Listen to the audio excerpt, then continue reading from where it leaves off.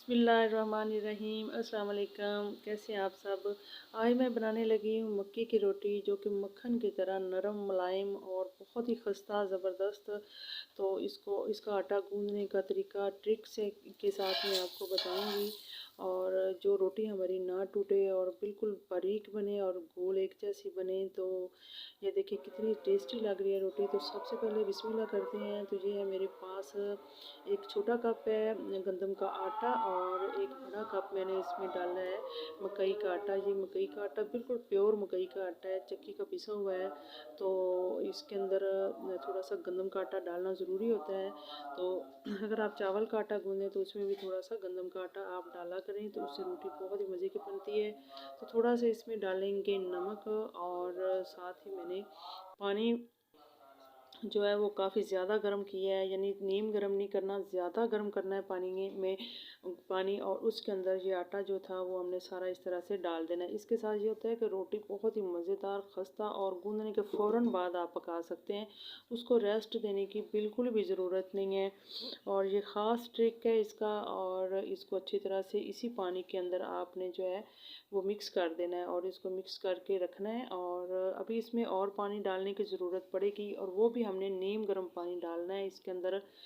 तो वीडियो अगर आपको अच्छी लगे तो प्लीज़ इसको लाइक और सब्सक्राइब ज़रूर कीजिएगा। और वापस उसी मैं बर्तन के अंदर डाल रही हूँ वो जो आटा, जिसके अंदर हमने पानी गरम गरम गरम पानी मिक्स किया था। और अब इसमें डालेंगे हम थोड़ा सा घी, मेल्ट किया हुआ घी मैंने डाल दिया है। तो अगर आपके पास घी नहीं है तो ऑयल भी आप डाल सकते हैं। तो सारे आटे को इस तरह से हाथ के साथ आपने जो है वो सारे आटे को घी लगा देना है, ताकि अच्छी तरह इसको घी लग जाए। तो अच्छे से कमेंट्स दें। अगर आपको मेरी रोटी पसंद आए तो अच्छा सा फीडबैक ज़रूर दिया करें। इससे बहुत ज़्यादा खुशी होती है और सुकून आता है कि हमारी वीडियो अच्छी बनी है। तो बस थोड़ा सा पानी इसके अंदर नीम गर्म और डालना है।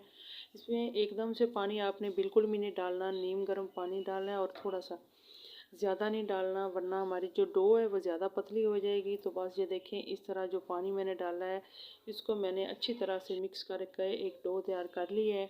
लेकिन इसके बाद हमने इसको मुट्ठी लगा के इस तरह से 4 से 5 मिनट इसी तरह से हमने गूंदना है, ताकि जो है इसके अंदर लेस पैदा हो जाए, और हमारी रोटी जो है वो बहुत ही ज़बरदस्त, टेस्टी और खस्ता बनेगी और टूटेगी भी नहीं। और आप इसी तरह सेम इसी ट्रिक्स के साथ बनाकर देखिएगा, तो आपको खुद ही पता चलेगा कि कितनी अच्छी रोटी बनी है और कितनी मज़े वाली बनी है। तो बस इसको मैंने 3 से 4 मिनट इसी तरह से हल्का हल्का पानी लगा के हाथ के साथ इसको गूंदना है। और जनाब हमने गूंद के आटा रेडी कर लिया है। लेकिन अब इसको रेस्ट देने की बिल्कुल भी ज़रूरत नहीं है। मैंने फ़ौरी से इसके पेड़े तैयार कर लिए थे। जितने आपके घर के अफराद हों उतनी आपने रोटियां बनानी है उसी लिहाज से। तो बस इसके मैंने पेड़े तैयार करके अब मैंने एक जो है इसके ऊपर मकई का आटा डाला है, जिसके ऊपर रोटी हमने बेलनी है। तो सरफेस के ऊपर उसके मैंने ऊपर मकई का आटा डालना है। आपने गंदम का आटा नहीं डालना। मकई के आटे से ये होता है कि रोटी साथ नहीं चिपकती है और बड़ी आसानी के साथ वो उतर जाती है।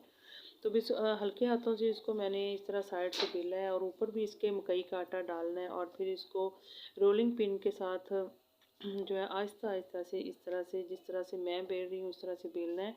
और सख्त हाथ नहीं लगाने, ज़ोर ज़ोर से नहीं लगाने, वरना रोटी हमारी जो टूट जाएगी।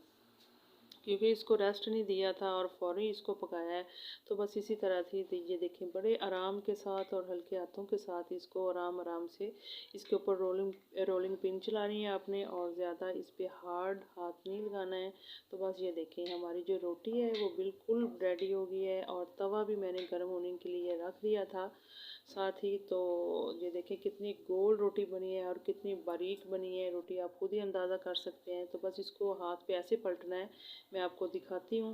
ये इस तरह हाथ रख के और इस तरह से ऊपर, हाथ के ऊपर, और बाद में हम इसको क्या करेंगे, इसको इसी तरह से आराम के साथ तवे के ऊपर डाल देंगे। तो ये देखिए, आप इसकी गुलाई चेक करें और देखें कितनी बारीक बनी है, ज़रा भी टूटी नहीं है। तो इस पर ये होता है कि घी ज़्यादा अप्लाई होता है। तो अगर आपके पास घी नहीं है तो इसके ऊपर आप ऑयल भी लगा सकते हैं, और मक्खन भी इसके ऊपर लगा सकते हैं। मक्खन के साथ तो और ज़्यादा टेस्टी बनती है।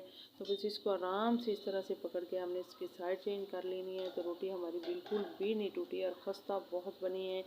तो जनाब इसके ऊपर हम घी अप्लाई करेंगे। तो इस तरह से तो वैसे भी सर्दी का मौसम है, साग होता है, साग मक्की की रोटी और साथ इसमें इसके साथ लस्सी हो तो बहुत ही मज़ा आता है खाने में। तो बच्चे बड़े सभी इसको बहुत शौक़ से इंजॉय करते हैं, खाते हैं। और तो इसी तरह से इसकी मैंने साइड चेंज कर दी है। तो ये देखें, एक साइड से ये बिल्कुल पक गई है, रेडी हो गई है, और दूसरी साइड भी रेडी हो गई है। तो बस इसको हम नीचे उतार लेंगे। तो दूसरी रोटी मैं आपको दिखाती हूँ दोबारा। फिर इसको जो आजकल की बच्चियाँ रोटियाँ बनाती हैं, उन्हें तरीका नहीं आता कि रोटी फिर टूट जाती है, तो आपने किस तरह से रोटी इसके ऊपर डालनी है। तो बस इसके ऊपर अब थोड़ा सा हम घी लगाएंगे। सबसे पहले घी लगाना ज़रूरी होता है। जब भी आप मक्की की रोटी बनाएं या चावल की आटे की रोटी बनाएं तो इसके ऊपर घी लगाना ज़रूरी है। तो ये देखें, इस तरह से मैंने फिर रोटी पकड़ी और आहिस्ता से ऊपर रख दी। तो ये देखें, इसके ऊपर कितने आराम से मैंने रोटी रखी है और कितने खूबसूरत कलर इसका, और बहुत ही मज़े की खुशबू आ रही है। तो जनाब, हमारी रोटियाँ बन के रेडी हो गई हैं। अब हम इसको खाएँगे साग के साथ और विद मक्खन के साथ। तो मैं आपको दिखाती हूँ इसकी जो फाइनल लुक है, वो देखें कितनी ज़बरदस्त लग रही है। और जनाब, मैं आपको तोड़ के दिखाती हूँ कितनी खस्ता और कितनी मतलब अंदर तक जूसी और कितनी मज़े की बनी है। तो मैं आपको तोड़ के दिखाती हूँ, बिल्कुल क्लोज़ करके दिखाती हूँ। ये देखें अंदर तक इसकी जो है वो कितनी ज़बरदस्त बनी है और कितनी नरम। ये देखें कितनी आराम से ये टूट रही है।